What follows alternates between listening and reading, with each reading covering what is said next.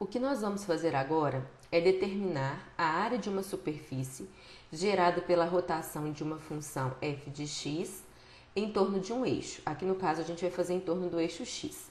Então aqui eu peguei uma função f qualquer, definida aqui no intervalo de AB. No caso nós vamos ir de 1 até 10, ok? Então a gente vai girar essa função em torno do eixo x. Quando a gente gira essa função, então note, agora eu não vou rodar uma área, eu vou rodar somente uma função.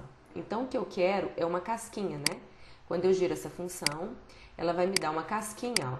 E eu quero calcular a área dessa casquinha, não tem um sólido, né? Eu tenho só uma casca e eu quero calcular a área dessa casca. O processo vai ser bem parecido com o cálculo de volume, né?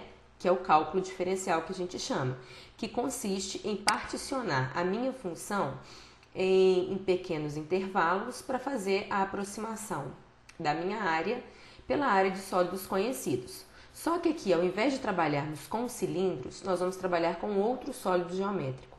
Então, eu vou pegar a minha função e vou dividir ela em subintervalos. Vou começar aqui, ó, com 3 subintervalos. Então, nota, eu vou pegar aqui de 1 até 10, vou dividir em 3 partes, só que em vez de pegar aqueles retângulos, eu vou pegar esses trapézios, tá vendo? Ao invés de pegar um retângulo, olha, eu vou pegar 2 pontos na curva, no gráfico da função, e traçar esse segmento, ó. Então, divido o intervalo, pego os extremos dos subintervalos e vou até a função e uno esses intervalos. Porque se eu fizer esse tipo de divisão, já que eu não vou rotacionar a área, eu vou rotacionar somente a curva, então é mais interessante a gente aproximar as figuras geométricas à curva, ao traço da curva. Então, notem que à medida que eu vou aumentando as minhas subdivisões, esses segmentos eles vão ficando bem próximos da minha curva, ó.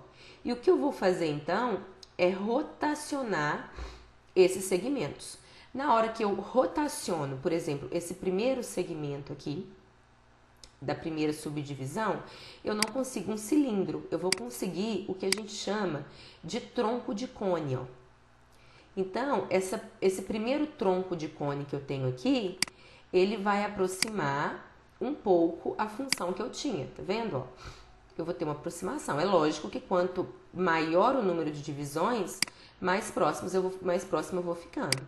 Esse segundo trapézio, quando eu rotaciono, eu vou ter também aqui, né, uma aproximação da minha curva, da minha superfície, né?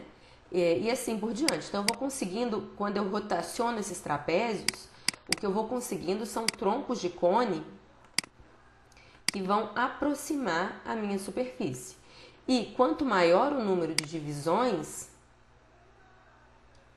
né, mais próximo eu vou ficar da minha superfície. Então, deixa eu marcar todos os troncos que eu fiz aqui. Então, ó, eu vou ter aqui uma boa aproximação da minha superfície. Notem, aqui eu fiz com 7 e já ficou bem próximo da minha superfície. Logicamente não é exatamente igual, né? Mas a gente pode notar que existe uma boa aproximação da casquinha da minha superfície, né? Dessa superfície que a gente colocou aqui. Então, se a gente diminui as divisões, deixa eu tirar a superfície. Aqui a gente está com 6 divisões, né? Então, logicamente, a minha aproximação diminui, né? Então, como no cálculo diferencial, quanto maior o número de divisões, mais próximo eu estou da minha superfície. E aí, quando esse número de divisões tender ao infinito, eu vou ter exatamente a área da minha superfície. Então, o que eu vou fazer no próximo vídeo? A gente vai tentar utilizar a fórmula, né, da área do tronco de cone para aproximar a área da minha função.